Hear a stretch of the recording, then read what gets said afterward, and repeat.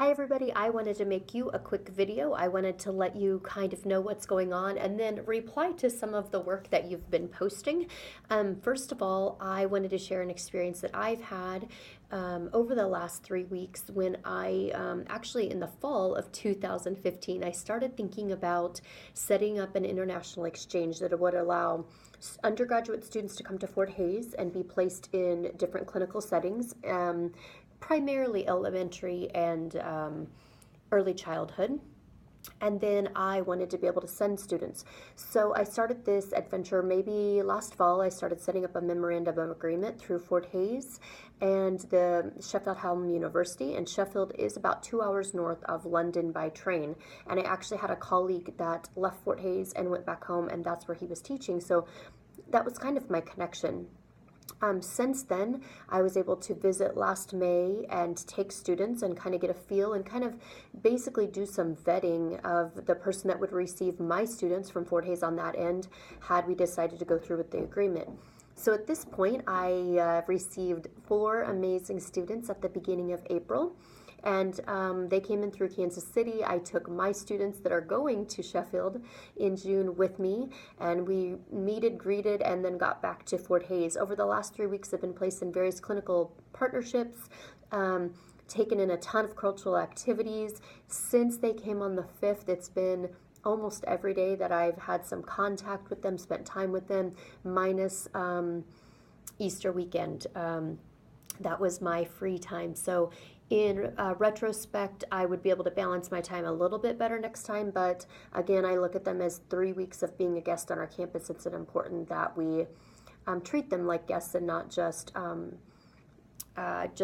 someone passing through, I guess. So I've had such a great experience. The one thing, it's my biggest takeaway in this entire thing, is when you get to see learning and new experiences through children's eyes is one thing, but to see it through an adult's eyes who can actually discuss that and has the cognitive ability to share with you what it's like to have these first-time experiences has been very, very profound, and that would be my biggest takeaway. So getting back to some of the things you guys are posting on, I had just commented back on Joel's post from this morning, and it was about the PSA video and everyone's feelings.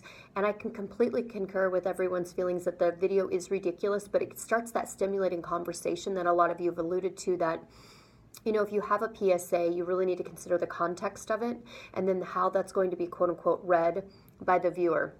If it's a serious subject, obviously, you're probably not going to be using any kind of humor.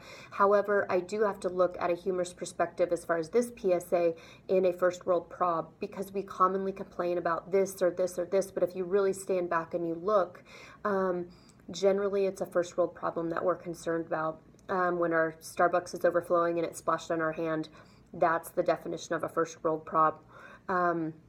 But a lot of you do make light of the idea of what is a PSA for, and I like that you address that. And then you also address what is the context in which you would design a PSA.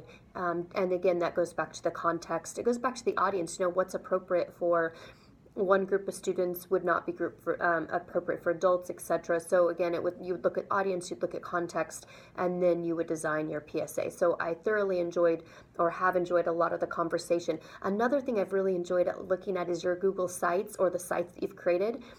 Not only the context of the sites that you've created, but all the things you've used to make the sites, and how a lot of you are going to continue to use it, continue to develop it, and embed it in your classes that you currently have. I think a lot of you have realized how easy it is to build the sites, and I loved all the peer feedback that you gave everyone as you're building the site and giving everyone ideas of how to maybe make it better. And again, the best thing we can do, as the scariest thing that we can do, is also it's peer review, getting that feedback from our peers and asking them, how could I make this better? How do you see it? Because of course everything makes sense to us because we designed it, whether it's a test or a website, but the true test of anything is to get a peer out there looking at your work and giving you good feedback that's constructive in nature. And I think that's what we need to remember, is our peers are only there to make us better. And the more you do it, the better you'll get at just asking for peer feedback. So you'll see that is a common theme. If you take any classes from me, I'm all about peer feedback. And if you take 885, the MIT practicum, there's a peer feedback portion of that as well. So Anyway, I just wanted to spend a few minutes catching up with you, giving you a little bit of feedback. I will be looking at the all the components that you have stepping up into your last assignment for this class, just to make sure everything's going to kind of come together holistically as far as the actual design of the project, and then the student output portion of it that you're going to also have. So if you have any questions or comments, please let me know. But I just wanted to leave you a video, and I hope you have an amazing Wednesday. Take care, and I'll talk to you soon. Bye.